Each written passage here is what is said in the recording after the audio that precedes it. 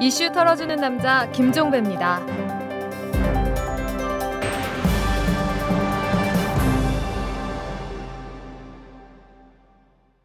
여러분 안녕하십니까? 10월 31일 목요일에 전해드리는 이탈남입니다.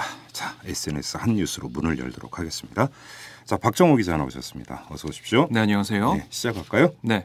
지난 28일 전북 지역 음식점 업주 200여 명이 참석한 가운데 진행된 법정 위생교육에서 국정원의 요청으로 방공교육이 실시됐다는 의혹이 제기됐는데요. 예. 참석자에 따르면 탈북 여성이 강사로 나와 북한의 실태와 남한의 진보 진영 등에 대한 비판을 했다고 합니다. 이게 위생하고 뭔 상관이 있는 거예요? 그러게요. 저는 이해를 못하겠습니다. 정신위생 얘기하는 겁니까? 그럴지도 모르겠네요. 예. 네. 이 소식을 접한 많은 SNS 이용자들은 해도 너무한다는 반응을 보였습니다. 한 트위터 이용자는 이거 완전 개입 안 한 곳이 없으니 음식점까지 혹시 미용협회 이런 데도 개입했을까요? 웃음밖에 안 나오네요 라고 썼고요. 네. 다른 이용자는 국정원이 맛집 댓글도 다냐고 꼬집었습니다. 네. 국정원에서 요청이 할 수 없이 했다니 딱 유신 그때 남재준 너무 나간다는 비판과 그러고 보니 국정원 중국 음식점 이름 같네 라는 의견도 있었습니다. 예. 웃을 일이 아닌데 참. 네, 다음 소식 넘어가죠. 네, 홍준표 경남지사가 어제 국회 안행위 국감에서 진주 의료 문제는 감사 대상이 아니라며 의원들 질의에 응하지 않는 등 불량한 태도 때문에 야당은 물론 여당 의원들에게까지 지적을 받았는데요. 홍 지사는 A라고 말하는가 하면 국감 중 웃음을 보여 주의를 받았습니다. 네. SNS 공간에는 홍 지사를 비판하는 의견이 많이 보였는데요. 한 트위터 용자는 권력의 눈먼 자들이 이젠 국감도 우습게 하는구나. 역대 최악의 국감이라고 지적했고요. 다른 이용자는 홍준표 지사는 아직 자기를 한나라당 당대표로 알고 있을까요? 라고 꼬집었습니다. 네. 특히 진주의료원 폐업, 밀양 송전탑 사태 수수방관 등 경남을 심각한 갈등의 장으로 만들어버린 홍준표가 내년에 경남도지사 또 당선될까요? 라는 물음이 눈길을 끌었습니다. 저도 궁금해요. 네. 어떻게 될지. 네. 마지막 소식 넘어가죠. 네. 차떼기 사건과 공천원금 사건으로 인해 비리 정치인으로 낙인 찍힌 원조 친박 서청원 전 한나라당 대표가 어제 치러진 화성과 국회의원 보궐선거에서 당선됐습니다. 네. 서 당선자는 당선 소감을 통해 첫 번째 승리 요인으로 박근혜 대통령의 높은 인기를 꼽기도 했는데요. 예. 이를 두고 많은 SNS 이용자들이 부끄럽고 뻔뻔하다는 반응을 보였습니다. 한 트위터 이용자는 서청원 당선은 후진적 한국 정치의 한 단면이다. 선거법 위반으로 징역 산 것도 부끄러운데 주군이 대통령 당선되자마자 특별 복권되어 곧바로 재보선 출마하는 뻔뻔스러움. 거기다 기꺼이 또 뽑아주는 부끄러운 지역 주민이라고 주장했고요. 다른 이용자는 서청원 당선의 화성 주민 욕하지 말자. 안철수 보선과 비교해 절반 수준의 저조한 투표율로 주민들이 이미 심판했음을 알아야.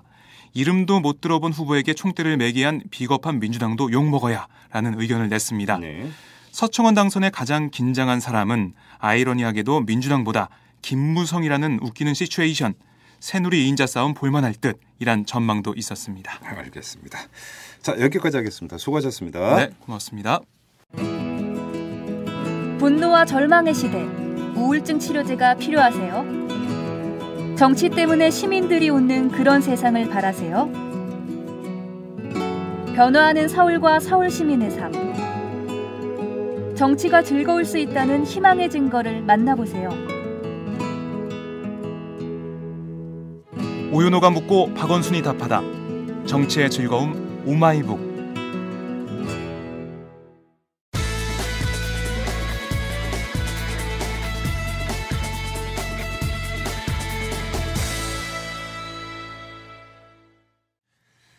네, 밀양 765kV 송전탑 반대 대책위원회 그리고 인권침해 감시단이 어제 기자회견을 열어서 이 공사 재개 후에 현장에서 인권침해 사례가 지금 빈발하고 있다 이렇게 고발을 했습니다. 그 대표적인 사례가 경찰이 이 반대 주민들을 체증을 하면서 몰래카메라, 몰카를 사용했다. 바로 이런 건데요. 자, 오늘은 이 문제를 집중적으로 털어보도록 하겠습니다. 자, 먼저 이 반대대책위원회의 공동대표인 김준환 신부를 연결을 하고요. 이어서 국회 안전행정위원회 소속인 민주당의 진선미 의원도 이어서 인터뷰를 해보도록 하겠습니다. 자, 먼저 이 반대대책위 공동대표인 김준환 신부 전화로 연결합니다. 여보세요. 예, 안녕하십니까. 김준환 신부입니다. 네네, 안녕하세요. 자, 인권 침해가 심각하다고 어제 고발을 하셨는데요. 일단 이 몰카 얘기부터 한번 해보죠. 어떤 식으로 이게 체증이 됐다라는 겁니까? 예, 일단은 광범위하게 불법 체증이 네. 현장마다 지금 벌어지고 있는데 예. 보통 체증이라고 한다 그러면 당연히 경찰들이 가지고 있는 캠코더를 가지고 일반적으로 하는데 예. 가끔씩 그 전에도 개인이 가지고 있는 스마트폰으로도 체증을 하는 예. 사법 경찰이 나와서 저희들이 항의를 하곤 했는데 예. 이제는 눈에도 거의 안 띄는 예. 거의 몰카 수준으로 예. 하는 것들로 몰래 이렇게 체증을 하는 지경에까지 이르렀습니다. 아, 그래요? 카메라가 예. 어떤 건데요? 아주 조그만한 우리 보통 흔히들 보면은 모르겠습니다. 이거 저도 직접 이렇게 보지는 못했는데 거기에서 예. 사진으로만 저희들이 확인이 될 수 있는 수준이었는데 예. 유심히 사진을 보아야지만이 예. 이게 알 수 있을 정도로 아주 작은 네. 그런 것들입니다. 영화 007에 나오는 그런 카메라 비슷한 건가 보죠? 예, 그런 것 같습니다. 그래요. 그래서 예. 과연 경찰에서는 그것도 카메라에 대한 기준이 없다. 네. 이렇게 체증을 하는데 기준이 없다고 하지만은 네. 결국은 그걸 뭐냐면 체증을 하는 사람의 목적이라든가 지위나 소속들도 당연히 안 밝히고 있고요. 밀항에서는. 예. 거기다 사복을 입고 있는 데다가 그다음에 촬영하고 있다는 사실조차도 숨기기 위해서 하는 거기 때문에 네. 총체적으로 저희들은 불법적으로 이렇게 이루어져 있다고 이렇게 생각을 하고 있습니다. 그러니까 경찰이 체증을 하는 것은 불법 행위 가담자가 누구인지를 확인하기 위한 절차다. 이런 거 아닙니까? 예, 쉽게 그렇죠. 해석을 하면 예. 그러면 경찰 신분을 숨길 이유도 없는 것이고 몰래 찍을 이유도 없는 거잖아요. 지금 현재 체증을 하면서 자기의 신분을 밝힌 경찰은 단 한 명도 없는 걸로 알고 있습니다. 아, 그래요? 예. 예. 자, 그리고 또 인권 침해 사례 어떤 게 있습니까, 신부님? 일단은 제일 저희들에게 크게 생각하는 것은 이것을 인권 침해 직접적인 거는 아니지만 인권 침해가 발생하는 가장 큰 발단이 되기도 한 거인데 네. 경찰 입장에서 현장 진입을 막는 거에 대해서는 저희들이 이해할 수 있지만 예. 현장에서 가깝게는 1, 2km, 예. 멀게 한 5, 6km 떨어져 있는 마을 입구나 산 입구 같은 데에서부터 공공도로를 점유하면서 예. 그러면서 주민들이 더 격앙이 되어 있었습니다. 예를 든다면 공사 현장을 진입 못하게 만든다면 그것은 이해할 수 있는데 예. 아예 산을 입산을 못하게 만든다는 거나 예. 아니면 마을을 가로막아서 불법적으로 점유하다 보니까 주민들과 충돌이 생겼고 예. 그 충돌 와중에서 설명 없이 1시간, 2시간 고착시키는 거, 벽을 쌓아서 이렇게 못 나오게 고립을 시키는 일들이나 예. 혹은 주민들을 이렇게 옆으로 길 가로 이렇게 이동시키면서 예. 팔이나 손을 잡고 발을 잡고 옮기는데 네. 잡는 방식이 아주 독특합니다. 예. 일부러 꼬집듯이 이렇게 잡아서 어르신들이 온몸에 이게 멍이 드는데 네. 멍이 안 들으신 어르신이 없을 겁니다. 그래요? 예. 예. 왜냐하면 저도 몸에 멍이 한 너댓 군데가 났었었는데 예. 그 상황이 몰랐죠. 지나고 보니까 일부러 이제 팔이나 다리를 잡을 때 예. 일부러 꼬집듯이 잡는 일들 예. 그리고 어제도 현장에서 5분이나 예. 결국은 병원으로 후송되셨는데 그분들은 일부러 남자 경찰이 여성의 가슴을 밀친다든가 어허. 예. 무릎으로 이제 등을 치고 그러면서 목이나 이런 데 부상을 입으셔가지고 이렇게 후송되시는 분들이 생기는데 특별히 언론이나 우리 미디어 활동가들 예. 혹은 분들이 안 계실 때는 예. 폭언은 너무나 쉽게 이루어지는 일이고 어허. 이렇게 예. 물리적인 이제 폭력이라든가 예. 이런 일들이 많이 생기고 또 자기들이 경찰 직무를 수행하면서 직무 수행의 목적이나 이런 것들에 대한 일체 설명조차도 없습니다. 그래요. 아니 근데 거기 대부분이 어르신들이잖아요. 노인분들. 그렇습니다. 7, 80대 어르신들이 주류이시죠. 아니 근데 그분들을 향해로 폭언을 하고 그다음에 밀쳐낼 때 꼬집듯이 이렇게 하고 이런다는 말씀이십니까? 예. 허허. 그래서 참. 멍드신 분들은 참 많습니다. 예. 근데 제가 뉴스를 보니까 또 트랙터를 몰고 가던 주민이 구속된 일도 있었다면서요. 이게 무슨 얘기입니까? 그분께서는 원래 거기를 막기 위해서 의도였던 것이 아니라 예. 원래 친다 그러면 그분이 트랙터를 가지고 농사일을 짓는 분이시기 때문에 지나가는 길이었었던 거죠. 예. 혹시 그 의경하고 예. 아주 살짝 부딪힌 수도 있었다고 생각은 합니다. 예. 그런데 그 의경에 그 한쪽 신발이 뒤축이 다 나갈 정도로 너덜너덜했는데 예. 거기에 자기가 걸려 넘어질 수도 있고 또 더 중요한 거는 그래서 그 의경이 병원으로 후송되는데 예. 그날 당직 의사가 예. 큰 상처가 아니기 때문에 퇴원하라 그랬습니다. 예. 퇴원하라 그랬는데 퇴원을 하지 않고 예.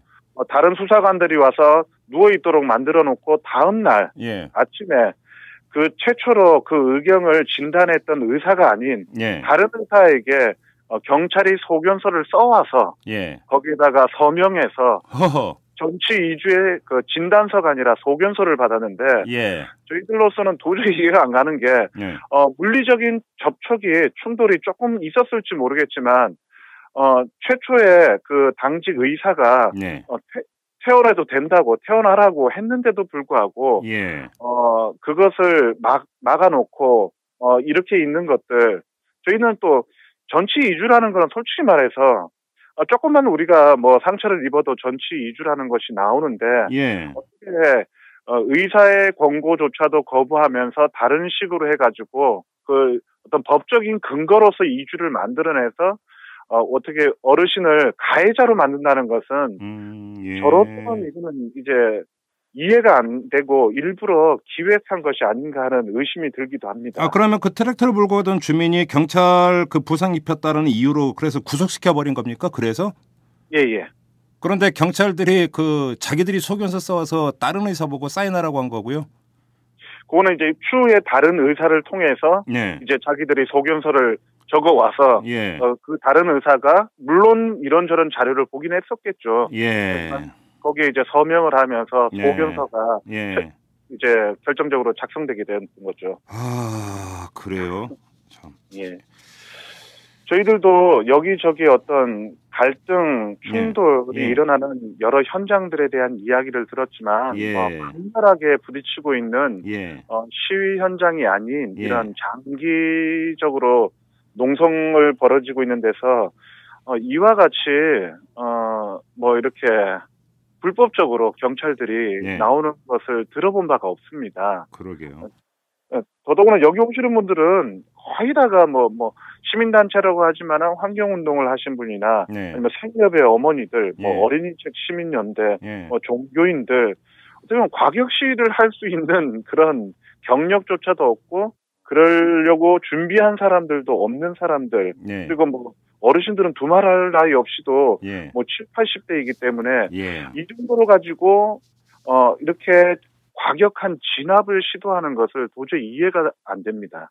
자, 그러면 주민들은 지금 어떻게 대응하고 있습니까, 그러면? 주민들은 이제 무슨 경찰들이 일단 공유도로를 불법적으로 점유하고 예. 선별적으로 통행을 열고 있습니다. 그래서 왜 이렇게 하느냐, 이게 불법이 아니냐 하니 자기들은 그냥 시키니까 하는 거다. 예. 이런 말 외에는 아무것도 없는데 네. 그러면 경찰과 싸우고 싶은 생각이 없죠. 예. 다만 우리를 안 보내주면 한전도 보내지 마라 예. 하면서 충돌을 하지만 당연히 물리적으로 싸움에서는 어르신들이 안 되기 때문에 예. 대치를 하다가 또 밀려나서 예. 또 한쪽으로 밀려나고 이렇게 일이 반복되고 있는데 어르신들은 그럼에도 불구하고 예. 매일매일 나오셔서 예. 싸우고 계신데 어떻게 보면 공사가 위에서 이루어지고 있음에도 불구하고 이렇게까지 계속 하시는 것은 그분의 진정성이라고 생각을 합니다. 자, 그럼 뭐 현장에 나와 있는 의경이든 그런 뭐 경찰들이야 뭐 그러니까 우리는 시켜서 이렇게 하는 거다 뭐 그렇게 한다 치고 예. 경찰 그 고위직이나 수뇌부에 대해서 항의나 이런 뜻은 전달을 했습니까? 예, 했습니다. 뭐라고 대답을 하던가요? 그런 일이 없다. 예? 어제 같은 경우는 경상남도 그 경찰청 국정감사가 예. 어제 열렸었습니다. 예, 그래서 예. 저희들 대책위 분들이 참고인으로도 참석을 했는데 그거에 대한 변명 예. 혹은 저희들로서는 상당히 의심이 가는 위증을 하면서 예. 거의 인정을 안 하고 예. 뭐 인정하는 것은 그거조차도 영상으로 예. 간신히 남아 있었던 뭐 폭언을 한 거, 예. 그다음 음주 중에 예. 주민을 연행한 아주 극악한 경우들 한두 개 외에는 전부 다 인정을 안 하고 있습니다. 잠깐만, 음주 중에 주민을 연행했다는 게 무슨 말씀이세요? 예, 저희들 바드리 공사 현장을 올라가는 예. 김목중이라는 평리에 있는 예. 평리 마을 입구에 있는 농성장에서 예. 경찰들이 길을 막는 바람에 주민들이 올라가지 못하고 그래서 예. 그 밑에서 주민들은 또 이렇게 막고 있는데 경찰들 교대 병력이 올라가는 데 있어가지고 네. 주민들이 항의를 했습니다. 예. 경찰이 먼저 불법적으로 공유도로를 점유했으니 우리도 비켜줄 수 없다 네. 하면서 이렇게 막고 있었고 그래서 그 이후로는 경찰들이 다른 길을 이용해서 올라갔던 거를 암묵적으로 합의를 했었습니다. 예. 일부러 주민들을 자극해서 주민들이 자리하고 있는 대로 꼭 지나가야겠다고 예. 그날따라 시도를 하면서 그때 당시에 그 교장 선생님으로 정년 퇴임을 하셨던 예. 우리 홍길 선생님을 이제 그걸 막은 뭐 주동자다 예. 이런 식으로 하면서 끌어내서 연행을 하려고 했는데 예. 그때 당시에 연행을 시도했던 사람이 주민들의 다 증언으로는 전부 다 아주 술 냄새가 진동을 했다. 참. 네, 그래서 예. 경찰 감찰 쪽에 요청을 했고 예. 경찰 스스로들도 음주는 사실이다. 예. 음주는 사실이다. 예. 라고 했지만 결국은 안에서 뭐 조치라고 하는 게 뭐 주의 정도 네. 끝나버렸던 거. 예. 네. 그런 이제 음주 중에 이루어지는 일도 이렇게 있다는 것 자체가 예. 기본 현장에서의 저희들 대처 교육이 전혀 전무한 것이 아닌가 하는 생각도 듭니다. 그런데 그러면 그 음주를 한 경찰이 그 현장 지휘관급입니까? 아닙니까? 지휘관은 아니었지만은 예. 그래도 제법 지휘가 있었던 사람으로 알고 있습니다. 아, 그래요? 예. 공무 중인데 그들의 말 들으면 공무 중이잖아요.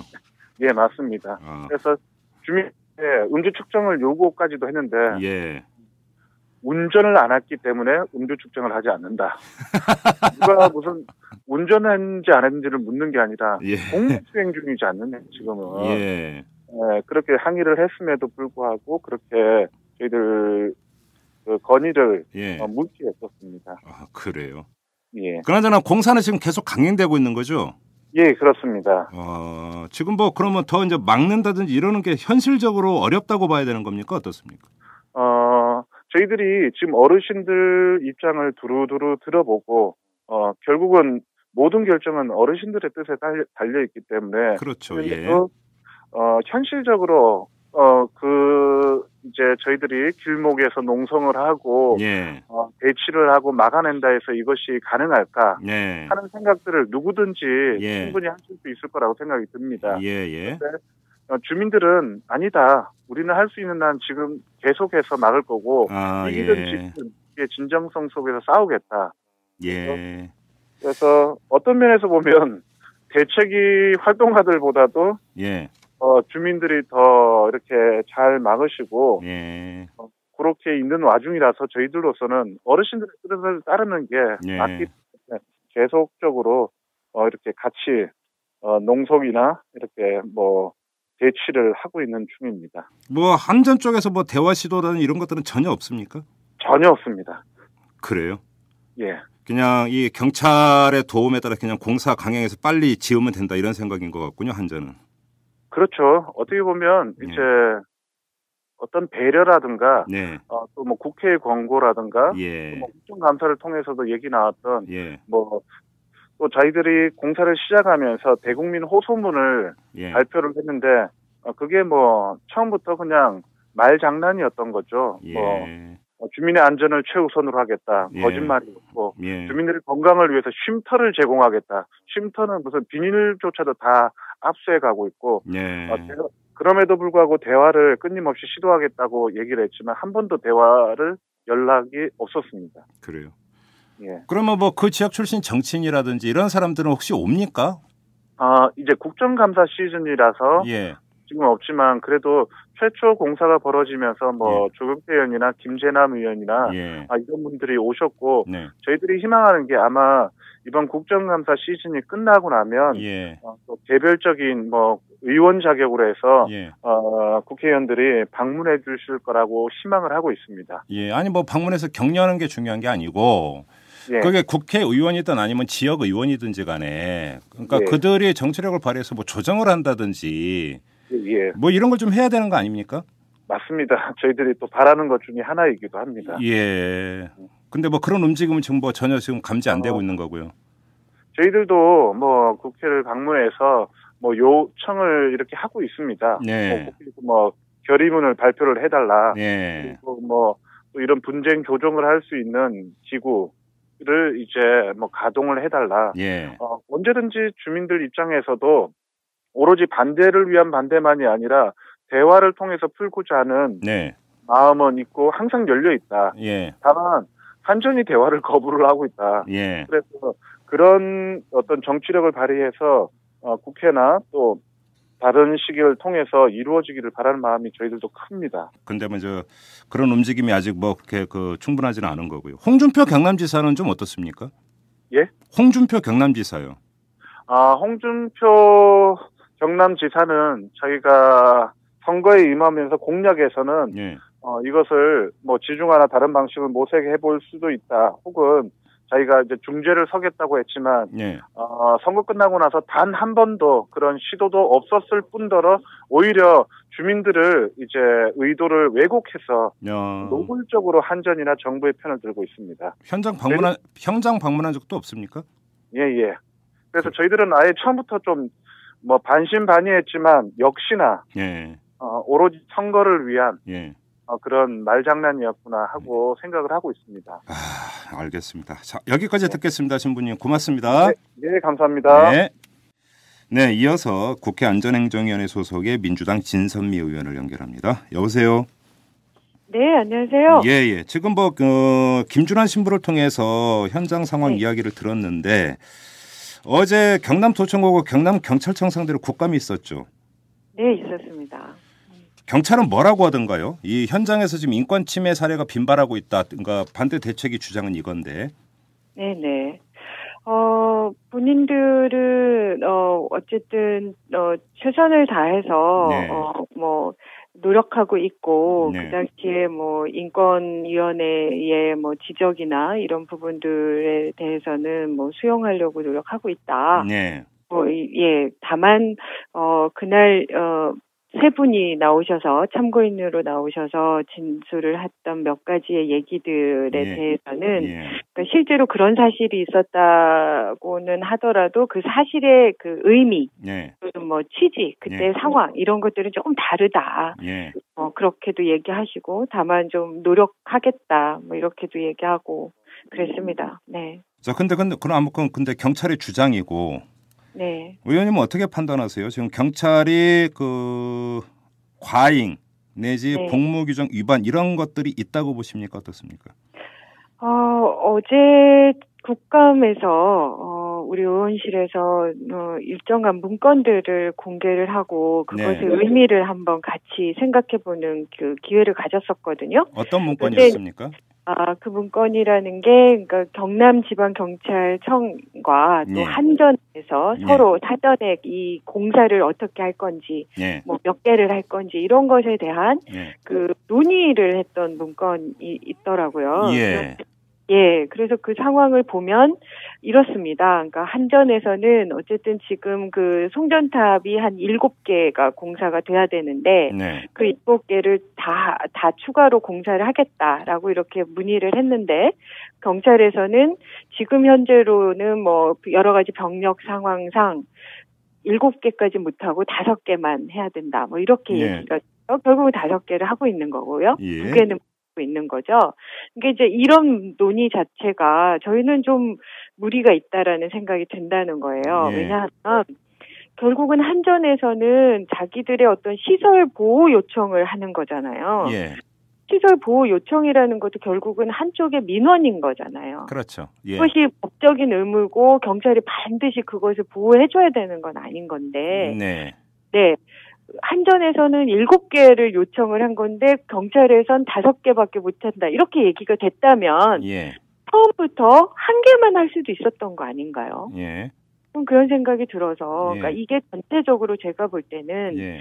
이미 오랜 기간 끌었던 공사를 기왕 강행하는 거니까 주민들의 반대를 예. 사전에 예. 빠르게 제압해서 예. 그 7개의 공사를 빠르게 진행하는 거. 이게 최고의 목표였던 것 같다. 네네네. 라는 생각이 든다는 거죠. 예. 그런데 원래는 경찰의 기본적인 취지는 그렇게 엄청난 3,000명의 병력을 배치한 이유가 뭐냐. 그러니까 예. 불법 예방하고 주민들을 보호하고 예. 뭐 이런 얘기를 하는 건데 저는 오히려 그거보다는 뭐 그런 부분이 전혀 없었지는 않았겠지만 애초에 목표 자체가 어떻게든 초기부터 네. 주민들의 반대를 기선제압해가지고 네. 빠르게 공사를 강행하는 것에 목적이 있었다라고 네.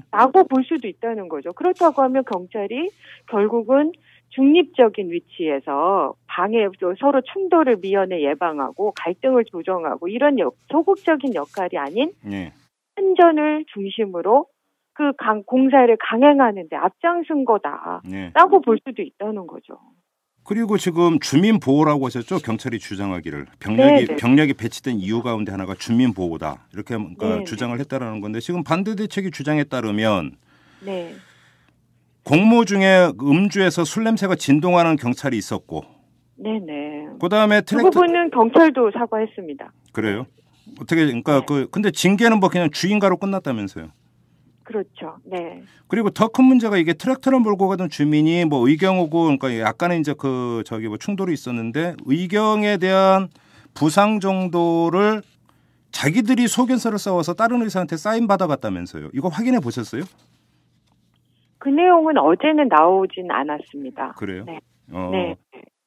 그건 뭐 전체적으로 예. 이 여러 가지의 이제 계속 같이 이렇게 함께 서로 이렇게 대응하고 있는 상태라서 예. 여러 가지 현장에서 이러저러한 인권 침해들이 일어나는 것들은 분명히 있는 것 같고요. 예. 그래서 어쨌든 경찰청장은 자신이 조금 더 그 부분들에 대해서 문제를 들여다보겠다 이렇게 일단 얘기를 했고 예. 어제 세 분의 그런 여러 가지의 현장에서 일어나는 문정선 시의원의 눈물 섞인 여러 가지의 사실관계와 또 그것에 의한 호소. 저희는 죽고 싶습니다. 막 이렇게 얘기하는 것에 뭐 여야를 할 것 없이 다 의원들과 그때 참관했던 수많은 언론인이든 실무자든 이런 분들의 다 눈시울이 붉어졌거든요. 그래서 그런 부분들에 대해서는 다시 한번 더 면밀히 살펴보기로 했고, 그리고 일단 가장 중요한 것은 여야의 목소리가 다 함께 지금의 병력이 지나치게 많을 수 있으니 그 부분에 대해서 재배치를 고민하라고 얘기했고, 경찰청장도 그 부분에 대해서 이렇게 받아들이는 수용하고 한 번 더 이렇게 판단할 거다라고 얘기를 했습니다. 네. 아무튼 지금 한전하고 주민이 이제 충돌을 하고 있는 상황이고 그렇다면 이게 조정을 하고 해결을 해야 될 거 아닙니까? 어떤 식으로든지 간에. 그렇습니다. 그런데 제가 그런 말도 했는데 사실은 작년에 국감에 처음 밀양 송전탑에 대한 부분을 문제 제기를 했고 그 당시도 문정선 의원을 저희가 참고인으로 모셔와서 말씀을 듣고 전부 경찰들이 진짜 동영상 얼마나 심하게 진행이 되고 있는지 그 당시는 사실 공권력이 투입됐진 않았죠. 오히려 한전에서 고용한 경비업, 용역업체들의 그런 말도 되지 않는 여러 가지의 그런 문제들, 인권 침해 이런 것들을 들여다보면서 정말 장기화되는 집단 민원 현장에 대해서 공권력이 어떻게 대응할 것인가에 대한 진지한 고민의 논의들이 있었던 거거든요. 그런데 이제 한 해가 지났는데 여전히 한 해 동안 사실 국회에서든 여러 과정에서 고생도 하고 다 조정하려고 노력은 많이 했습니다. 그리고 아직도 현재 진행형이고요. 근데 지금 국회에서 해결 노력을 했다고 말씀을 하시니까 추가로 좀 질문, 그러니까 이 밀양시 하면 새누리당도 그러니까 되게 신경을 많이 써야 되는 이제 문제 아니겠습니까? 새누리당의 태도는 어땠는데요, 그동안에? 그러니까 새누리당에서도 어쨌든 지역구 의원들이 아마 조혜진 의원님이시라고 하더라고요. 네, 그래서 그분도 뭐 새누리당 의원들도 뭐 그런 부분들에 대해서 관심 갖고 노력한다 이렇게 어제 뭐 황영철 의원님, 뭐 몇 분의 의원님들이 그런 식으로 얘기하셨고 이후로도 계속 들여다보고 좀 조정의 여지가 있는지 부분들에 대해서 계속 신경 쓰겠다 이렇게 얘기는 하는데 이게 한두에 지속된 게 아니고 또 한두 곳의 문제가 아니잖아요. 그렇죠. 예, 지난번에 보니까 경기도 광주에서도 송전탑에 관해서 직접 그분도 아마 구의원인가 시의원을 하시는 여자분이셨는데 당신 집 근처에 그 송전탑이 설치돼 있는데 얼마나 시끄러운지 모른다. 그리고 그 전자파 뭐 이런 것들에 대한 그런 공포 이런 걸로 나날을 너무 힘겹게 살고 있고 본인도 서울에서 그쪽에다가 땅을 사서 집을 지은 때에는 진짜 자기의 그 자식들의 손주 손녀들이 마음껏 뛰놀 수 있게 좋은 자연 환경에서 키우고 싶어서 그 집을 졌지만 절대 애들을 데려올 수 없다는 거예요. 그런 식의 여러 가지의 고통들을 끊임없이 호소하고 있는 이런 상태인데 결국은 이게 뭐 한전에만의 문제겠어요? 경찰만의 문제겠어요? 또 주민들의 문제겠어요? 이게 전체적으로는 결국은 정부의 에너지에 관한 어떤 방향, 입장, 정책 이 문제인 거죠. 근데 지금 이게 그 안행이 소관인지 어떤지는 제가 잘 모르겠습니다만은 이른바 공익사업이라는 명분 하에 주민의 의사와 이런 것들을 사실상 무시하고 일방적으로 강행할 수 있는 법률적 근거가 있지 않습니까? 그 법 이름을 제가 지금 정확히 기억을 못 하겠는데. 그렇죠. 일단 이 법부터 손봐야 되는 거 아닌가요? 그렇습니다. 그래서 개정 문제가 끊임없이 거론이 되고 있죠. 그런데 말씀하신 대로 안전행정위 제가 소속돼 있는 안전행정위원회는 일단 이 문제들에 대한 근원적인 문제 해결에 전혀 관련이 없는 거죠. 오히려 그것에 현장에 투입되는 공권력, 제가 경찰이 소관기관이고 안행부가 소관기관이기 때문에 모든 부분들은 국토해양부나 이런 쪽의 문제가 되기 때문에. 그리고 또 환경노동이 그래서 그쪽에 소속돼 계시는 의원분들께서 계속 개정안도 마련하고 이러저러한 중재 노력을 특히 하고 있죠. 그런데도 그런데도 일단 금전적인 문제 그리고 아까 말씀드린 실제로 원전에 대한 시각 차이, 송전탑의 송전탑이 어느 정도까지 필요한지 여부에 대한 이 모든 문제들에 대해서 이견이 좁혀지질 않아요. 그래요. 그래서 이렇게까지 오랜 기간 흘러오고 있는 거죠. 그리고 지금 조정해야 되는 곳 가운데 하나가 경남도청 아닙니까? 아니 꼭 그렇진 않다고 합니다. 어제 저희가 국감과정에서 보니까 경남도청은 실제로 이 사건이 진행되는 것에 대해서 직접적인 관계를 해서 뭐를 할 수 있는 건 아니죠. 다만 주민의 뜻을 받아서 이렇게 저렇게 얘기할 수는 있는 건예요. 건의를 할 수 있지만 국책 사업이기 때문에 그 사업의 결정 과정이나 너무 아이러니하죠. 그러니까 어제 신부님 참고인으로 나오신 분이 그런 말을 했습니다. 거기에 연대하러 온 사람들을 마치 불순한 세력인 것처럼 몰면서 외부 세력이라고 얘기하는데 그분 말은 오히려 대구, 부산, 모든 경상남북도의 전기 상황은 이것들이 필요 없이 이미 100% 이상이라는 거예요. 그럼 결국 서울 이쪽에 외부 세력을 위한 송전탑 아니냐 이렇게 얘기해서 한번 논쟁이 붙은 적이 있습니다. 그래서 외부 세력이란 말을 쓰지 말아달라 이렇게 진정한 외부 세력을 위한 송전탑이다 이렇게까지 표현을 하시더라고요. 이게 국책 사업이라는 이유로 말 그대로 주민들의 자치단체인 경남도는 뭐를 끼어들 여지가 전혀 없다는 말씀이십니까? 네, 그렇게 도지사님이 국감 현장에서 그렇게 얘기를 하셨습니다. 그래서 지금까지 직접적인 어떤 표현을 하진 않았다 이렇게 얘기하시더라고요. 그래요. 어려운 문제입니다. 해결의 실마리가 전혀 없군요. 예. 그러게요. 그래서 일단은 지난번에 그러니까 그것이 또 그 주민들의 가슴을 아프게 했지만 분당에서는 이 송전탑의 문제가 거론이 돼서 지중화를 했다는 거 아닙니까? 꽤 많은 돈을 들여서 그래서 뭐 축하 파티인가 뭐를 하겠다고 잔치를 하겠다 이렇게 돼가지고 또 한번 기사화돼서 또 밀양 주민들의 가슴을 아프게 했는데 너무 잘 된 일이죠. 그래서 성남시장의 경우에는 어쨌든 이 부분에 대해서 조금 더 뭐 논의를 진전하는데 도움이나 자료나 이런 것들을 줄 수 있다 이렇게 얘기하는데 어쨌든 한전에서는 단 한 번도 그 부분에 대해서 입장을 바꾸거나 물론 고민은 하셨겠지만 그 부분들에 대해서 전혀 수용할 생각이 없기 때문에요. 정말 좁혀지지가 않고 있습니다. 알겠습니다. 여기까지 듣겠습니다. 고맙습니다. 네, 고맙습니다. 이슈 털어주는 남자 김종배입니다.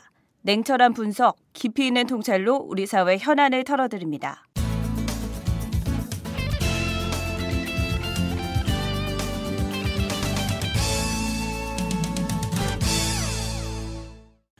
네, 인권 이야기 시간이죠. 자, 그 주인공이십니다. 오창익 인권연대 사무국장 모셨습니다. 어서 오십시오. 네, 안녕하세요. 자, 오늘은 본 주제로 들어가기 전에 제가 좀 하나 여쭐 게 있는데 최근에 지금 국민참여재판이 논란이 되고 있어요. 논란이 되고 있습니다. 이게 이제 그 안도현 시인에 대한 그 재판에서 국민참여재판에서 전원이 무죄. 근데 판사가 그건 좀 아닌 것 같다. 해서 판결 미루고. 근데 보수 언론은 또 거의 똑같은 정치적 사건인데 부산에서는 또 유죄가 나왔다. 그래서 너무 정치적으로 가는 거 아니냐. 뭐 이런 지적을 하고 있어요. 이 점은 어떻게 보세요? 국민 참여 재판에 대한 이해가 부족하다는 생각이 듭니다. 특히 새누리당이 그런데요. 국민 참여 재판은 국민 주권을 사법에서도 좀 구현해 보자라는 의미예요. 그러니까 대한민국의 모든 권력은 국민으로부터 나오는데 국민이 권력 작용에서 좀 소외되어 있는 측면이 많았다. 그렇죠. 우리가 주권자고 유권자 아닙니까? 근데 그 권력을 가지고 있다고 하지만 그 실제로 쓸 수 있는 경우가 4년에 한 번 국회의원 선거, 5년에 한 번 대통령 선거 때만 쓸 수 있고 또 이분들은 뭐 4년이나 5년에 한 번씩만 유권자라고 불러주고 있지 않습니까? 사법에서 특히 소외가 심했는데 이게 전문적인 법관에 의해서만 재판이 진행됐어요.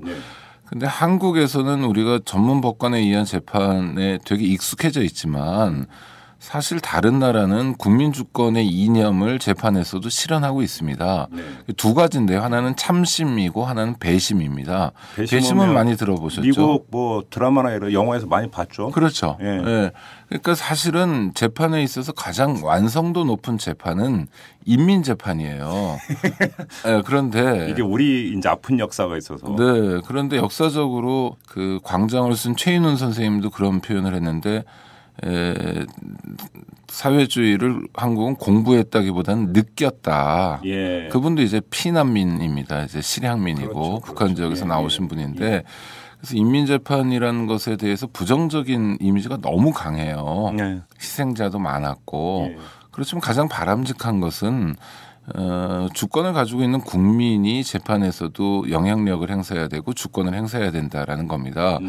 그런데 뭐 아테네식으로 민주주의를 할 수는 없고 그 많은 5천만의 국민들이 한꺼번에 한 자리에 모이는 것도 불가능하기 때문에 배심 참심이라는 것은 시민 중에서 일반적인 시민의 특성을 갖는 사람들을 뽑아서 그분들이 이제 주권을 행사하는 겁니다. 배심하고 참심의 차이는 대략 뭐 좀 3명 내지 5명 정도 인원이 적게 들어가는 건 참심이라고 보시면 되고요. 배심은 이제 좀 많이 들어가는 거 이렇게 볼 수 있고. 그냥 숫자의 차이입니까? 아니요. 또 배심은 이제 그 귀속력이라고 그러는데 재판을 확정합니다. 그러니까 예를 들어서 배심원단이 무죄 판결을 내리면 끝입니다. 판사가 유죄 판결을 내릴 수가 없는 거죠. 판결의 주체가 배심원이 되는 거죠. 참심은요? 참심은 참고하게 됩니다. 그러니까 우리하고 아주 좀 비슷한데요. 그런데 한국의 국민참여재판보다는 훨씬 더 기속력이 있는 거고요. 하여튼 뭐 그런 제도를 가지고 있는데 독일 같은 경우는 이제 참심이고 미국 같은 경우는 배심인데 북한 같은 경우에도 참심으로 하고 있습니다. 어떤 식으로든지 간에 재판 과정에 시민이 참여하는 모델, 단순히 참여해서 뭐 듣기만 하는 것이 아니라 재판에 영향을 미치고 무죄냐 유죄냐를 다투는 뭐 따지는 이런 제도를 다 가지고 있습니다. 그런데 한국에만 없었던 건데 이게 노무현 정부 때 사법개혁 추진을 하면서 법원 개혁이 굉장히 핵심적인 과제로 대두돼 가지고 여야 합의로 이 법이 통과됐고 또 국민 참여 재판이 진행되게 된 겁니다. 문제는 이제 지금 얘기 나오는 이를테면 안도현 시인의 재판 같은 경우에 재판에 방청한 사람 중에 문재인 전 후보가 있었고 전주 지역은 뭐 대선 때 투표 상황 득표율로 보면 상당히 많은 시민들이 문재인 후보를 선택했고 문재인 후보를 지지하는 성향이 있는데 이 사람들이 앉아서 문재인 후보가 방청하는 가운데서 이 판결을 내렸기 때문에 이거는 좀 판단을 잘못한 게 아니냐. 말 그대로 이제 정치색이 들어간 거 아니냐 그렇죠. 이런 거잖아요. 네, 그렇죠. 그래서 새누리당에서의 새로운 주장은 뭐냐면 국민 참여 재판의 원칙이나 이념을 전면으로 거부할 수는 없으니까 정치적인 사건에 대해서는 국민 참여 재판을 받아주지 말자. 국민 참여 재판이라는 게 원래 피고인이 신청해서 하는 겁니다.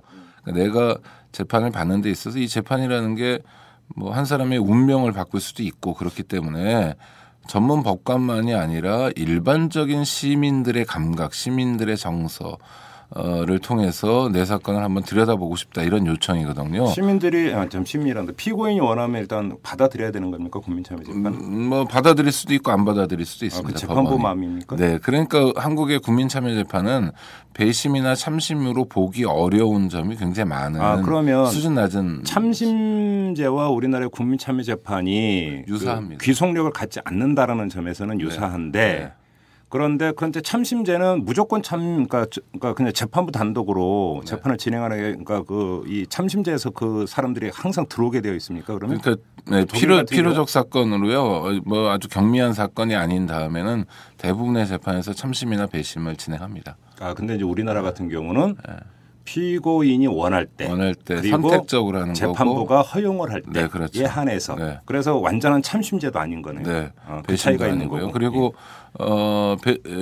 국민참여재판에 참여한 분들이 무죄 판단을 하더라도 그것은 법원이 받아들일 수도 있고 받아들이지 않을 수도 있습니다. 그러니까 소위 귀속력이 없기 때문에 문의는 배심인데 배심이라고 볼 여지는 굉장히 적은 아직 과도기에 있는 제도라고 볼 수 있습니다. 그래서 이 제도는 훨씬 더 앞으로 정착돼야 되고 또 국민들의 권한이 확대되는 방향으로 가야 되는데 여기서 뭐 정치적인 사건을 빼자면 이게 어떻게 하자는 건지 좀 의문인데요. 특히 정치적인 사건이라는 게 뭘 의미하는지 저는 모르겠습니다. 그러니까 새누리당이라는 것은 뭐 공직선거법 위반 사건이라든지 뭐 이런 거 아닐까요? 아니 그러니까 정치인이 부패하거나 비리한 사건은 정치적인 사건이 아닌가요?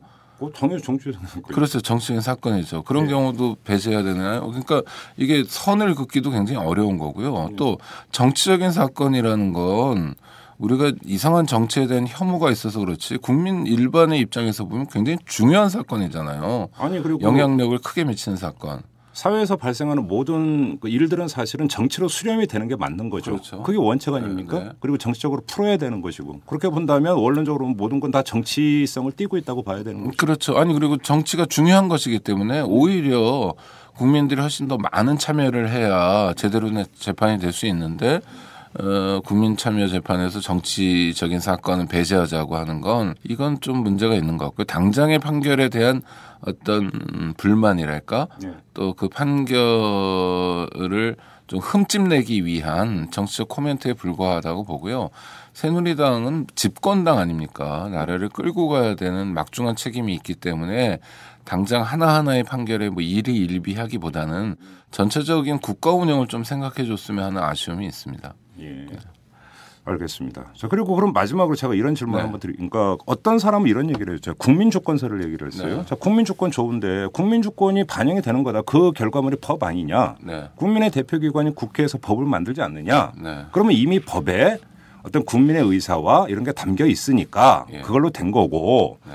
그러면 그 법에 입각해서 판결을 내리는 것이기 때문에 그러니까 재판 과정에 국민이 꼭 참여해야 된다는 보장이 어디 있느냐 이렇게 주장하는 사람이 있어요. 이런 걸 어떻게 생각하세요? 아니 말이니까 뭐 할 수는 있을 텐데요. 인권에서 원칙 중에 하나가 최대주의라는 원칙이 있습니다. 예. 그러니까 여태까지 우리가 인권을 어떻게 배웠냐면 사람으로 살기 위해서 최소한 이 정도는 지켜져야 돼라는 얘기를 많이 했는데 최소한 뭐가 지켜진다고 해서 우리가 좀 더 행복해지는 건 아니기 때문에 가능한 한 최대한 하자는 거예요. 사회보장을 한다. 그럼 국가의 능력이 되고 또 국부와 민부의 수준이 허용하는 한 최대한 해야 된다. 쓸데없는 짓 하지 말고 뭐 이런 게 이제 국민적 요구고 시대적 요구고 대한민국 헌법의 이념입니다. 물론 이제 우리가 국회의원을 선출하기 때문에 선출된 국회의원이 정당성이 있고 그 국회의원들이 모여서 만든 법에 정당성이 있는 건 사실이나 국회의원 개개인도 뭐 저 회기가 진행될 때 많이 보셨겠지만 한꺼번에 수십 개의 법률을 통과시키고 재정이나 개정에서도 뭐 정말 자기가 어떤 법에 찬성했는지 반대했는지도 모를 정도로 법이 제대로 이렇게 점검되지 않고 있는 상황이 있는데 그게 어떻게 국민주권의 실현이라고 볼 수 있고 실제로 구체적인 법률 사안에 들어가면 해당 이해를 갖고 있는 사람들 관료들을 제외하고는 잘 모르는 경우가 많아요. 또 하나는 전문 법관은 뭐 전문성이 있습니다. 공부도 열심히 한 사람들이고 또 국가에 의해서 양성돼 있기 때문에 어느 정도 자질도 갖고 있다고 보지만 이를테면 이렇습니다. 만약에 국민들이 정치적으로 휘둘린다고 하면 지연, 학연, 혈연 때문에 휘둘린다고 하면 법관 훨씬 더 많이 휘둘릴 가능성이 높습니다. 그렇죠. 당장 공소를 제기해온 검사와 같은 대학 동창이거나 그것이 아니더라도 사법연수원 동창일 가능성이 높고 아니면 선후배이고 그러니까 그들을 어떻게 믿을 수 있는가 라는 근본적인 회의가 있다는 거예요. 그래서 국민들이 권력을 더 갖는 거 국민들이 국민 주권에 맞도록 더 많은 권한을 행사하는 것은 민주주의의 기본적인 요구입니다. 민주주의라는 게 뭐 형식적으로 선거라는 제도가 있어서 민주주의가 실현되거나 보장되는 것이 아니라 곳곳에 이를테면 지방정부 같은 경우에 요새 예산을 짤 때도 국민 참여 예산을 하지 않습니까? 예산권이라는 게 지방정부의 수장인 기초자치단체, 광역자치단체의 고유 권한이지만 그 권한도 쪼개서 시민들, 주민들이 참여할 때 그 예산을 왜 씁니까? 국민들을 위해서 쓰는 거 아닙니까? 훨씬 더 바람직하게 쓰일 수 있다는 게 지금까지 우리가 지방정부를 운영해온 지방자치를 운영해온 경험이고 또 우리가 얻은 소득인데 그건 곳곳에서 민주주의는 실현돼야 합니다. 그러니까 그렇게 말씀하시는 분들은 민주주의 자체가 싫은 게 아닌가라는 생각이 좀 들 정도로 답답한 알겠습니다. 얘기라고 봅니다. 그 국민차별 재판 얘기는 이 정도로 하고 자 오늘은 이제 본 주제를 한번 들어가 보죠. 어떤 주제로 갈까요? 아니 재판 얘기를 계속 해보겠습니다. 재판이라는 게 그러니까 전문 법관에 의해서 돼요. 사실 국민이 참여한다 하더라도 그렇지만 이 재판의 결과라는 건 그야말로 신성한 거냐 틀림이 없는 거냐 그렇지 않죠. 그렇죠. 그건 우리가 흔히 신의 영역과 사람의 영역을 나누는데 신이야 전지전능 무소불위하니까 틀림이 없겠지만 인간은 그렇지 않습니다. 인간은 늘 부족하고 인간의 판단이라는 것이 정말 부족하게 짝이 없는 경우를 많이 느껴요. 기억 같은 경우도 저도 그런데 불리한 건 잘 기억 안 나고. 아니, 그러니까 오류의 가능성이 인정하니까 삼심제를 가는 거 아니에요? 그렇죠. 근데 그것만으로도 좀 부족하다는 겁니다. 기본적으로 재판은 법률과 법관의 양심에 따라 하도록 되어 있습니다. 헌법 규정인데요. 법관의 양심이라는 건 그냥 헌법이 얘기해주는 좋은 표현에 불과하고 구체적으로 법률에 들어가면 형사소송법은 자유심증이라고 합니다. 그러니까 자유심증이란 말도 근사하긴 하지만 판사 마음대로 한다는 것과 다르지 않아요. 그러니까 어떤 증거가 제출된다 하더라도 그 증거를 물론 합리적으로 따져야 됩니다. 과학적으로 따집니다만 그게 증거가 되느냐 그렇지 않냐는 건 누가 판단하냐? 판사가 판단하는 거고 판사가 판단하는 기준은 뭐냐면 판사의 자유심증이에요. 그러니까 판사가 만약 편견이 많은 사람이거나 네.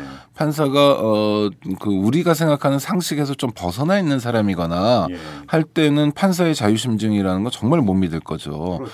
말씀하신 대로 그렇기 때문에 한 사람의 판사에게 이 판단을 맡기지 않고 3심을 통해서 하죠. 1심하고 그다음에 항소는 뭐 피고인도 하고 또 저 검찰도 할 수 있는 거니까. 전에 얘기했던 배심제와 참심제도 바로 그 여지 때문에 그 두는 제도라고도 볼 수 있는 거죠. 완성도를 높이자는 겁니다. 그러니까 법률과 양심에 따라 판결한다고 하는데 그 개인의 양심보다는 집단의 양심. 네. 그다음에 또 개인의 양심에 미칠 수 있는 여러 가지 요소들이 있기 때문에 그렇죠. 그렇죠. 그러니까 네. 또 하나는 이 판사들이 세상에 대한 이해가 부족한 경우도 많아요. 이를테면 네. 뭐 우리가 흔히 예로 드는 건데 어떤 분이 운전을 하는데 이 운전이 생계예요. 네. 오로지 이거로 먹고 살아야 되는데 그런데 뭐 가벼운 경범죄를 저질렀다고 해서 면허 정지를 한단 말입니다. 이거 법에 정해져 있으니까 할 수는 있지만 운전을 생계로 하지 않는 사람에 대한 면허 정지와 네. 운전이 생계인 사람의 면허 정지는 전혀 다르거든요. 이건 생계를 박탈하는 것이기 때문에 다른 사람들에 비해서 굉장히 무거운 처벌이 됩니다. 그런데 요새는 이제 판사들이 그런 것도 좀 살펴주기는 하지만 예전에는 그런 거 없이 그냥 도매급으로 했거든요. 네. 이런 것이 세상에 대한 이해, 삶에 대한 이해, 또 자영업자들이나 이런 분들이 어떻게 사는지에 대한 이해가 부족하기 때문이다라는 지적이 많아요. 그러니까 예. 전문 법관에게 맡겨놓기보다는 보다 안전하게 시민도 참여해서 전문 법관이 그야말로 육법전서 달달 외워가지고 알고 있는 지식체계 내에서만 움직이는데 그거 말고 밖에 있는 굉장히 무궁무진한 시민들의 삶, 애환 이런 것도 함께 봐줘야 된다라는 게 국민적 요구고 사실 그게 정의의 요구입니다. 그러니까 그래서 한 원로 언론이 칼럼을 쓰면서 이제 그 판사들이 들으면 기분 나쁠 얘기겠지만 법률 기계라는 표현을 썼어요. 기계적 적용만 하려고 하니까요. 네. 네. 그러니까 이게 뭐 세상에 대해서 좀 알고 인생에 대해서 좀 알고 그 바탕 위에서 법률 적용이 돼야 되는데 육법전서 문구만 달달 외워가지고 적용을 하니까 그게 기계적인 판결로 난다 이런 얘기 아닙니까? 그렇죠. 네. 그래서 하여튼 3심을 진행하고 있지 않습니까? 근데 네.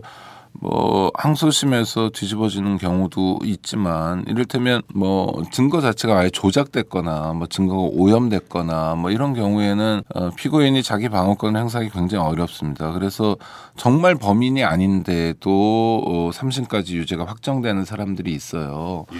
이런 경우에 이 법이 정한 3번의 심사 절차, 재판 절차는 다 끝났지만 형이 확정됐다 하더라도 이것이 잘못됐을 때 그 사람이 당하는 피해는 엄청난 거 아닙니까? 그래서 우리 법은 예. 혹시 재판이 잘못됐을 때에 대비해서 안전장치를 좀 두고 있는데 네. 그중에 하나가 형사소송법에서 진행하고 있는 재심이라는 절차입니다. 예. 다시 재판을 하는 거예요. 이건 일종의 특별소송 절차인데요. 과거사 사건에서 몇 번 많이 됐죠. 네. 근데 이 재심이라는 게 기본적으로 재심을 한다는 건 대법원이 확정한 사건을 다시 재판한다는 거예요. 그렇죠. 그러니까 법의 안정성이라는 표현을 하는데 법이라는 게 안정적이어야 되잖아요. 안정성이라는 측면에서 보면은 좀 부담스러운 제도입니다. 네. 그렇지만 법의 안정성이라는 이념보다 훨씬 더 중요한 이념은 그 사람의 인권이거든요. 예. 법이 안정되는 것도 중요하지만 그 사람이 국가로부터 쓸데없는 피해를 당하거나 억울한 피해를 당하지 않도록 하는 것이 훨씬 더 중요한 이념이어서 재심 제도를 설치하고 있는데 이 재심 제도가 사실상은 법의 안정성이라는 이념 때문에 잘 받아들여지지 않습니다. 왜? 그렇죠. 판결을 누가 했냐면 법원이 했고 재심을 할지 안 할지의 여부도 법원이 판단하기 때문에 같은 법원에서 받아주지 않습니다. 그러니까 김대중 노무현 정부 거치면서 이 박정희 전두환 정권 때 여러 가지 반인륜적 국가 범죄들 뭐 고문이라든지 또 뭐 민간인 학살이라든지 이런 부분에 대해서 일부 재심이 받아들여지긴 했지만 이건 사실 정치적으로 매우 이례적인 상황 또 우리 역사가 매우 이례적인 역사 파행의 역사를 겪어왔기 때문에 가능한 일이었고요. 일반 형사 사건에서는 거의 받아들여지지 않고 있습니다. 그렇죠. 왜냐하면 재심 요건이 까다롭기 때문인데 재심 요건은 뭐 형사소송법에 나와 있는데만 7가지가 나와 있어요. 근데 가장 중요한 핵심은 뭐냐면 다른 데서 확정 판결을 받아오라는 거예요. 그 얘기는 뭐냐면 자, 이 사람이 유죄로 확정이 됐잖아요. 그중에 하나의 증거가 제출됐습니다. 근데 그 증거가 위조나 변조된 증거다, 잘못된 증거다라는 판결을 다른 데서 확정 판결을 받아오라는 거예요. 다른 데가 또 법원일 거 아닙니까? 법원이죠. 그러니까 재심의 전제 조건이 원심, 원래 그 유죄가 나왔던 재판과 다르게 다른 데서 확정 판결을 받아가지고 오면 재심을 받아주겠다는 거예요. 그러니까 이건 사실상 굉장히 높은 장벽입니다. 그러니까 다른 데서가 아니라 같은 데서죠, 사실은. 그렇죠. 그죠? 네. 아니 그러니까 다른 재판에서 할 수 있어요. 그러니까 뭐냐면 이런 거죠. 이 어떤 사람이 어떤 범죄를 저질렀다고 유죄 선고를 받았는데 진범이 잡힌 거예요. 그렇죠. 그러면 그 진범에 대해서 어떤 증거가 제출되고 뭐 자백이든 여러 증거들 그러면 확정된 판결이 있을 거 아니에요. 그러니까 별건의 다른 사건 그렇죠. 재판에서가 되는 거고. 네, 그러니까 거기서 확정을 받아오라는 거예요. 그러니까 굉장히 관문이 어렵습니다. 그렇죠. 그러니까 이를테면 합리적 의심으로 재심을 받아주거나 하지 않아요. 그렇죠. 지금 재심을 안 받아주고 있는 사건 중에 아주 유명한 사건이 소위 한국판 드레피스 사건이라고 불리는 유서대필 사건 또는 유서대필 조작 사건입니다. 이 1991년 사건인데 제야운동권에서 어떤 분이 항거하면서 자결을 선택했는데 그때 유서를 강기훈 씨라는 사람이 대신 써줬다. 운동권이 이렇게 비도덕적이다라고 노태우 정권과 노태우 정권의 검찰이 아주 전면적으로 제기했던 사건인데 강기훈 씨는 억울하다 그러고 그 뭐 주변에서 활동했던 분들은 뭐 말도 안 되는 사건이다. 이건 전국을 반전시키기 위해서 한 사람을 희생시킨 거다. 이런 논란이 있어요. 근데 그게 필적 감정 결과가 나오지 않았나요? 아니라고. 나왔어요. 그러니까. 네. 아니 그 나온 게 중요한 게 아니라 그게 다른 법원에서 확정 판결을 받으라는 거예요. 그러니까 지금 잘 안 받아들이고 있는 겁니다. 굉장히 그러니까 강기훈 씨를 유죄로 몰고 갔던 필적 감정을 했던 국가수의 직원이 뭐 다른 필적 감정을 잘못해서 형사처벌 받은 적도 있고 심지어 수감 생활한 적도 있고 공신력 있는 국가기관에서 그 필적 감정을 다 해봤고 외국 학자들도 참여하고 뭐 해봤지만 이 필적 감정의 결과 강기훈 씨가 죄가 없다는 것, 조작된 사건이라는 게 다 확인됐는데 문제는 이제 다른 법정에서 확정 판결을 안 받았다고 해서 법원이 안 받아들이고 있는 거예요. 그러니까 이건 뭐 다른 진범이 잡히거나 이런 케이스가 아니지 않습니까? 이거는 근데 좀 우리 그 살아가는 이치에서 드리는 말씀이고 뭐 법률적 이건 없어요. 근데 다른 재판에서 그러니까 판결을 받아오라고 하면 일단 1심부터 가야 될 거 아닙니까? 그죠? 근데 확정 판결 그 전에 확정 판결은 대법원에서 내린 거고 그러면 1심 재판부가 대법원하고 이런 좀 맞짱 뜬다. 그러니까 결국 이렇게 돼야만이 다른 판결을 내릴 수도 있는 거가 되는 거잖아요. 그렇죠. 그렇지만 이제 아까 말씀드린 진범이 검거된 경우에는 쉽죠. 이 사람이 진범이고 앞서 유죄가 확정된 사람은 억울하니까 비교적 뭐 아주 쉽지는 않은데 비교적 그래도 절차가 진행되는 경향이 있는데 그렇지 않은 경우는 상당히 어렵죠. 또 이게 정치적인 사건이거나 자기들에게 부담스럽거나 자기가 부담스럽진 않지만 자기 선배들이 부담스럽거나 하는 경우에는 뭐 쉽지 않습니다. 그러니까 재심이란 제도가 있습니다만은 실제로 재심이란 제도를 통해서 잘못된 재판에서 구제를 받는 건 만만치 않고 쉽지 않은 일입니다. 그다음에 또 제가 말씀드리고 싶은 건 형사 보상인데요. 어떤 피의자가 이제 수사를 받다가 구속이 됐어요. 지금 뭐 체포 같은 경우도 형사소송법 규정에 따르면 영장이 발부되지 않더라도 만 48시간까지 체포할 수 있습니다. 현행범 체포라거나 할 때. 하여튼 이틀이라도 구금되는 거고 또 구속영장이 집행돼 가지고 뭐 몇 달이라도 살았는데 재판에서 다퉈 보니까 이 사람이 죄가 없는 거예요. 이를테면 미네르바 같은 경우에 미네르바가 뭐 검찰이 말도 안 되는 거 가지고 터무니없는 기소를 했고 법원이 진짜 터무니없이 구속영장을 발부해 줬습니다. 그래서 3개월 동안 미결 구금 상태에서 이제 구치소에 있었는데 나중에는 뭐 법원에서 무죄 선고를 받았죠. 무죄로 확정됐는데 그러면 당연히 보상해줘요. 그렇죠. 3개월 동안 미네르바가 교도소에 있었던 건 정말 불필요한 고통을 준 거고 무죄니까 죄가 없는 사람 아닙니까? 죄가 없는 사람을 잡아다 놓고 했으니까 보상해줘야 되는데 이걸 이제 형사 보상제도라고 합니다. 이걸 뒷받침하기 위한 법률도 있어요. 형사보상법이라고요. 그런데 이 형사보상법이 몇 가지 문제가 있습니다. 법도 문제가 있고 또 하나는 진짜 그 고통에 대한 뭐 가품이 배임이랄까 가름이랄까 이런 것과는 좀 무관하게 되어 있어요. 일단 첫 번째는 보상은 돈으로 하는 겁니다. 네. 자본주의 사회니까. 네. 근데 기준이 있어요. 기준을 어떻게 하냐면 상한선과 하한선을 정해놓는데 네. 이게 기준이 최저임금입니다. 그러니까 최저임금. 네, 최저임금이 지금 2013년이 4,860원이죠. 내년에 이제 5,000원 넘어가고 4,860원을 기준으로 잡고 하루에 8시간 근로가 기준이지 않습니까? 그러니까 4,860원 곱하기 8을 합니다. 그러면 하루 1급 최저임금이 나와요. 4만 원도 안 되네. 네, 지금 우리나라는 38,880원이에요. 네. 38,000원 정도. 이게 하한선입니다. 이게 하한선. 네, 상한선은? 상한선 여기다 5배를 곱하게 돼 있어요. 그거는 그러면 하한선과 상한선 결정은 이 사람이 그러면 이제 평소에 수입이 얼마였는가? 그것도 고려하고요. 고통의 정도가 어떤가. 이를테면 공권력으로 이제 희생을 당한 거잖아요. 그게 어느 정도였나. 이 사람이 그 체포되지 않고 뭐 구속되지 않고 있었으면 뭐 다른 경제 활동도 하고 다른 기회도 있었을 거 아니에요. 그렇죠. 이런 기회가 박탈됐던 거. 그러니까 재산상의 손실, 구금되지 않았다면 얻을 수 있는 이익, 그 다음에 정신적인 또 신체적인 손상 같은 것도 있을 거고 하여튼 이런 것들을 이제 다 고려해서 결정합니다. 보상액을 결정하는 주체는 어디예요? 법원입니다. 법원이 합니까? 네, 법원이 합니다. 그럼 그것도 재판을 통해서 하는 겁니까? 아닙니까? 재판을 통해서 합니다. 그러면 내가 이제 무죄 확정 판결이 났고 그래서 그 국가 권력에서 내가 부당하게 피해를 입었으니까 보상해 주십시오라고 다시 재판을 걸어야만 보상금을 받을 수 있는 이거는 겁니까? 이제 청구권적 기본권이라고 부르는데 그러니까 권리라는 게 가만히 있으면 권리를 보장해 주는 경우도 있어요.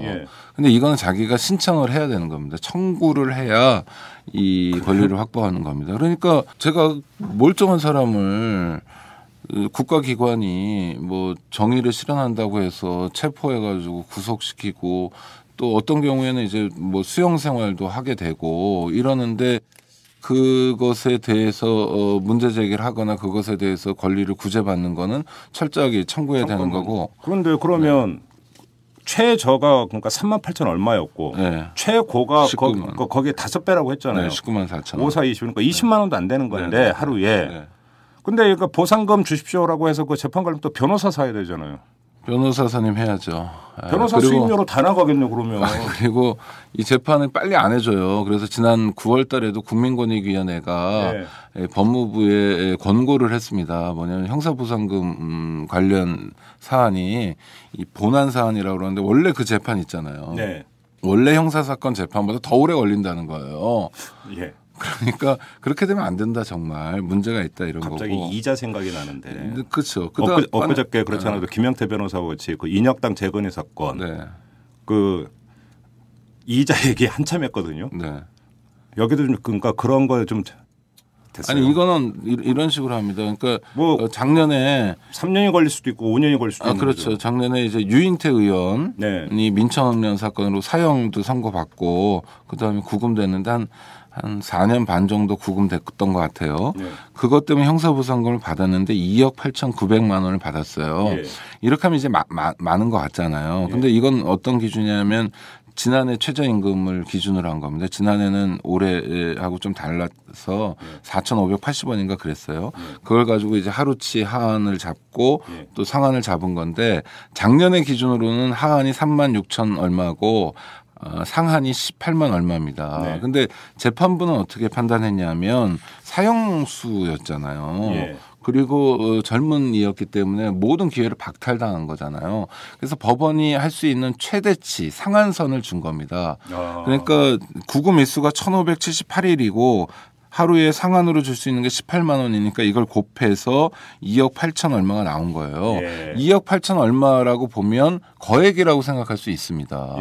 그런데 젊은 시절에 모든 기회를 빼앗겼고 사형 선고 받았고 4년 5개월 동안 감옥에 갇혔던 대가로 적당한 건지 그리고 이 액수가 최대치거든요. 5배. 누구나 다 5배를 주는 게 아니기 때문에 이거는 뭐 특별한 경우죠. 자, 근데 거기서 또 하나는 지금 구금일수를 기준으로 하잖아요. 그잖아요. 일당 곱하기 구금일수잖아요. 그 이 이야기는 구속된 경우에만 보상을 해주고 불구속 경우에는 없습니다.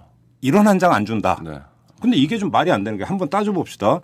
예를 들어서 명예훼손죄가 있고 그거에 따라서 예를 들어서 손해배상 청구를 해서 배상을 받기도 하지 않습니까? 네. 그러니까 나의 사회적 명예라는 게 있는데 검찰이 저를 수사를 했어요. 그래서 브리핑까지 다 하고 언론에 대서특필 됐어요. 물론 근데 불구속이었어요. 그런데 그러면 그 과정 동안에 재판을 받는 과정 동안에 나의 사회적 명예는 실추될 대로 실추되는 그렇죠. 거잖아요. 네. 근데 최종적으로 무죄 확정이 났다 하더라도 보통 사람들의 머릿속 잔영에는 쟤는 죄를 저지른 사람 네. 이렇게 남아있을 수 있고 그럼요. 나의 사회적 명예는 실추됐으면 네. 명예훼손죄에 대한 어떤 재판의 원래 기초에서 보면 그것도 보상을 해줘야 되는 거 아니에요? 당연히 그래야죠. 그리고 뭐 네. 지금 아까 말씀드렸던 안도현 시인 사건 같은 경우에 네. 안도현 시인이 정말 그 공직선거법을 위반했는지 모르지만 하여튼 그런 혐의로 기소된다는 건 네. 이 말짱해 보이는 시인이 굉장히 좋은 시를 많이 쓴 국민 시인이라고 볼 수 있는 분이 네. 부정한 방법으로 부정직한 방법으로 선거에 개입해서 선거 결과를 왜곡시키려고 했다라는 혐의잖아요. 그렇죠. 그러니까 시인이야말로 정말 우리 사회에서 명예가 중요한 존재인데 예. 그 시인이 받게 되는 무형 유형의 손해가 있습니다. 안도현 시인 구속되지 않았어요. 그렇기 때문에 뭐 무죄가 나중에 확정해서 나온다 하더라도 10,000원의 형사보상금도 받지 않아요. 그렇지만 그분이 당하는 피해는 어떤 면에서는 구속된 사람보다 더 큰 피해라고 볼 수도 있는 겁니다. 예. 이 부분에서는 우리 이 법 체계가 완전히 무방비 상태로 되어 있어요. 그러니까 이해가 안 아니 공소권을 남용해가지고 예. 죄가 없는 사람도 뭐 죄를 만드는 이런 것이 다행히 법원에서 점검이 돼가지고. 예.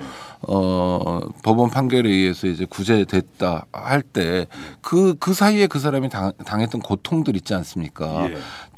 또 하나 문제는 형사보상금을 준다 하더라도 자 유인태 의원은 뭐 4년 넘으니까 이게 액수가 좀 됐지만 미네르바는 구속기간이 3개월이었거든요. 근데 예. 미네르바의 구속기간 3개월 해봐야 뭐 보상금이 얼마나 되겠습니까? 뭐 3만 원 곱하거나 아니 그러니까 뭐 최대치 19만 원 곱하더라도 계산하기 어려우니까 그냥 4만 원 치고 네. 3개월은 100일 아닙니까? 그렇죠. 그죠? 네. 400만 원밖에 400만 원이잖아요. 네. 400만 원. 네. 변호사 선임비도 그거보다 더 나오겠네. 더 나오죠. 아니 그러니까 그 돈을 내가 국가에 낼 테니까 그냥 나를 체포하지 말아주세요. 내가 2배로 드릴게요. 라고 말하고 싶은 심정이잖아요. 그러니까 예. 무슨 얘기냐면 형사보상금이라는 게 굉장히 적고 또 하나는 분명히 이런 일들이 생길 땐 잘못 수사하거나 잘못 기소한 사람들이 있어요. 네. 이 사람들이 그 잘못된 수사나 잘못된 기소에 대해서 아무런 책임도 지지 않아요. 오히려 예. 이명박 정권 때 우리가 확인했던 거 있지 않습니까? KBS 정현주 사건, 사장 사건 뭐 MBC PD 수첩 사건, 미네르바 사건 이런 사건을 주도했던 사람들이 어떻게 됐습니까? 그다음에 영전했잖아요. 요직으로 갔습니다. 그러니까 오히려 보상을 받는 구조예요. 명백하게 잘못된 수사를 했고 이것이 법원의 판결에 의해서 무죄가 나고 그것 때문에 억울한 피해자가 있었다면 MBC PD 수첩의 PD들 작가 그다음에 KBS 정현주 전 사장 네. 또 미네르바 뭐 이런 사람들이 그런 피해자들 아닙니까? 네. 그럼 말짱한 국민에게 피해를 줬으면 피해를 준 당사자들도 책임을 져야 되잖아요. 네. 이를테면 국가가 형사보상금을 훨씬 더 많이 주고 왜 그 액수가 많아진다는 건 국가로서도 부담스럽다는 거 아닙니까? 부담이 커지면 아무래도 공직자들이 좀 조심하게 됩니다. 공소권 남용을 못하죠. 그렇죠. 예. 그렇게 하고 그다음에 그 형사보상금에 대해서는 잘못 수사하거나 잘못 기소한 당사자들에게 구상권이라고 그러는데 청구하는 거예요. 그래서 좀 니들이 책임져라. 제가 지금 네.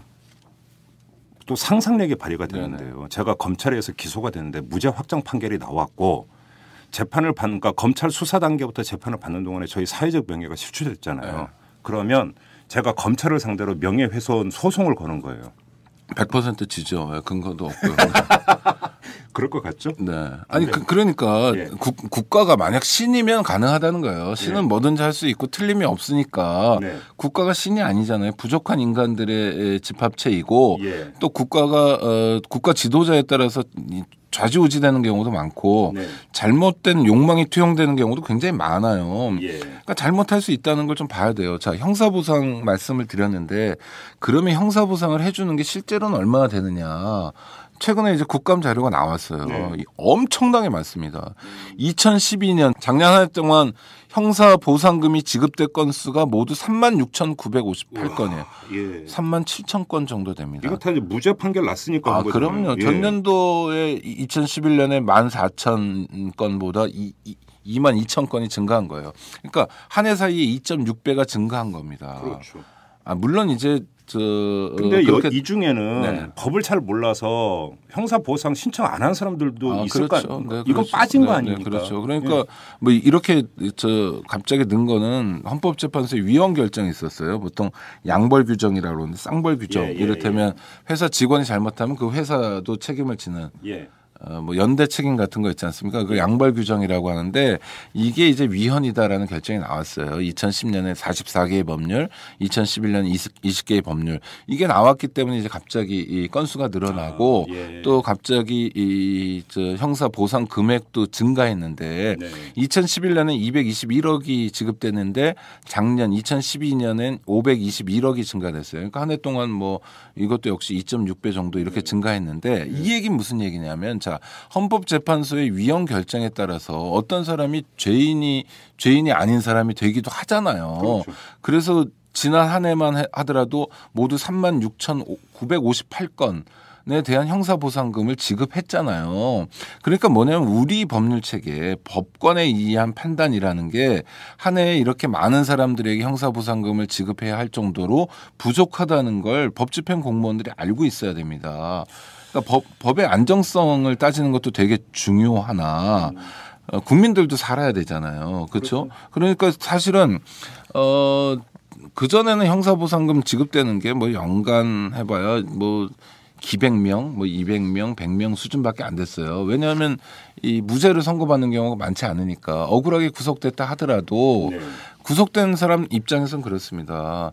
정말 100% 무죄를 받고 석방되면 좋지만 그게 잘 안 될 때 이를테면 조금 형을 감해준다거나 집행유예를 해준다거나 이러면 이제 타협해가지고 판결을 받아들이는 경향들이 있어요. 당장 수용 생활은 더 하지 않아도 되니까. 그렇지만 실제적으로 그래서 한국에서 무죄율이 굉장히 적게 나오지만 정말 뭐 국민들이 함께 참여해서 막 제대로 들여다본다면 무죄라고 볼 사건들은 훨씬 더 많아질 거고 억울한 피해자들은 훨씬 더 많을 거라고 생각합니다. 그렇죠. 네. 이게 그러니까 좀 뭐 정리를 좀 해야 될 것 같은데 구속된 그 이제 피고인이라고 불러야 되겠죠. 그렇죠. 피고인 같은 경우는 나중에 무죄 판결을 확정이 된다 하더라도 형사 보상금이라는 게 쥐꼬리만 하고 불구속 피고인 같은 경우는 아예 없고요. 얄짤없고. 너무 일방적인 거 아닙니까? 일방적이죠. 그래서 국가가 이렇게 일방적일 때 국가가 정의를 실현하지 못할 때 국가는 그저 폭력 집단 깡패 조폭에 지나지 않아요. 이거는 제가 법집행 공무원들을 모욕하는 게 아니라 법집행 공무원들이 늘 생각해야 되는 겁니다. 합리적이어야 되고 오로지 국민의 이익만을 위해서 일해야 돼요. 그것이 잘 안 될 때는 2중 3중의 안전한 감시장치, 견제와 균형을 위한 장치들이 작동해야 되는데 이런 면에서 한국은 너무 부족하고 다시 국민참여재판으로 가면 그래서 민주화가 진행되면서 이건 우리가 이런 식의 법원을 가지고 있는 데는 세계적으로 유례가 없다. 북한도 우리보다 후지지 않다. 그렇기 때문에 우리도 국민들이 국민 주권을 실현하면서 실현까지는 아니더라도 좀 보완하면서 재판이 진행될 필요가 있다 해서 정말 민주주의 진전에 따른 하나의 성과가 국민참여 재판이었는데 2007년부터 진행했습니다.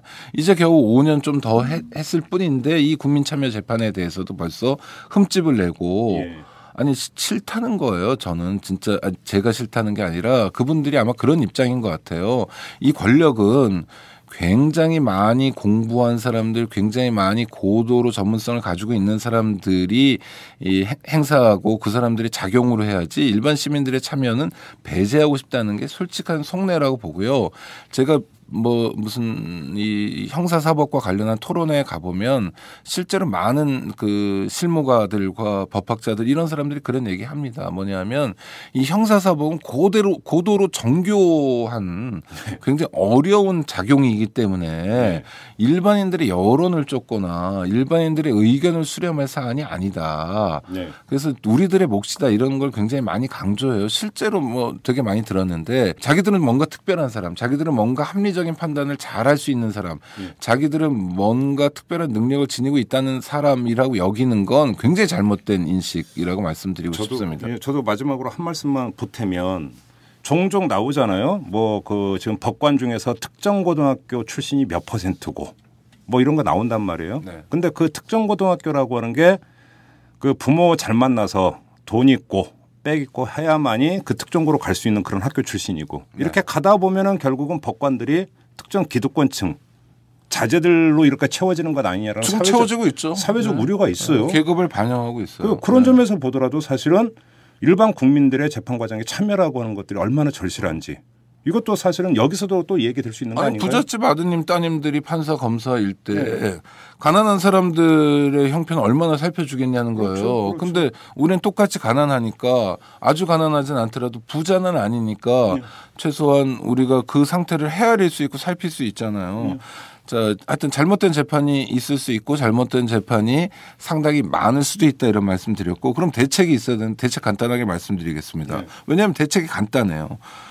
인신구속에 신중을 기하면 됩니다. 그렇죠. 물론이죠. 형사소송의 원칙은 불구속이 원칙이에요. 맞아요. 예. 구속 자체를 형별로 여기는 사회적 여론도 있습니다만 사회적 여론이 어떻게 가든 간에 경찰이나 검찰이 구속을 하여튼 가급적 정말 이제 도망의 염려가 너무 크거나 뭐 공범이 있거나 증거인멸 여지가 있거나 아니면 너무나 충악범이거나 이럴 때 아니고서는 구속을 최소화하고 불구속 원칙으로 해야 됩니다. 형사소송법의 규정은 구속을 우리가 흔히 들었던 거예요. 도망의 염려가 있거나 증거인멸의 염려가 있거나 할 때 구속할 수 있다고 그래요. 해야 한다는 게 아닙니다. 그러니까 이 정말 법의 정신, 법의 원칙을 잘 살려서 구속을 최소화하는 것 물론 뭐 철저하게 증거 수사를 하고 또 함으로써 무죄 선고되는 건수를 줄여야 되겠지만 일단 구속 자체를 줄이는 게 형사보상금 문제를 해결하는 가장 간단한 해결책이라고 봅니다. 1단계는 그거고 2단계는 불구속 사건 피고인도 보상을 받을 수 있게 하자. 그 방법을 강구해야 될 것 같습니다. 네. 그렇죠? 왜냐하면 너무 힘들고 너무 고통받는 사람들이 많기 때문에. 그러니까요. 네. 예, 알겠습니다. 오늘 이렇게 마무리하겠습니다. 고맙습니다. 네, 고맙습니다. 여러분은 지금 10만인 클럽 회원 이정환이 후원하는 김종배의 이슈 털어주는 남자를 듣고 계십니다.